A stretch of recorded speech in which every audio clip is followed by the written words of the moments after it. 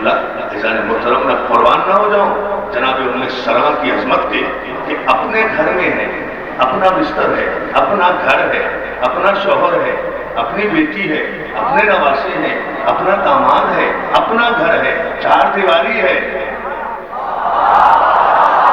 خدا کے لیے سمجھو، چار دیواری ہے. اللہ خیر پر ہونے کی وجہ کیا ہے؟ کیوں ہے خیر پر؟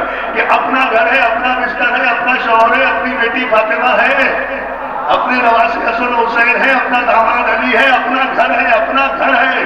میری بھائی بہنیں سنیں صبح کو، اپنا گھر ہے، اپنا گھر ہے. اپنے گھر میں بھی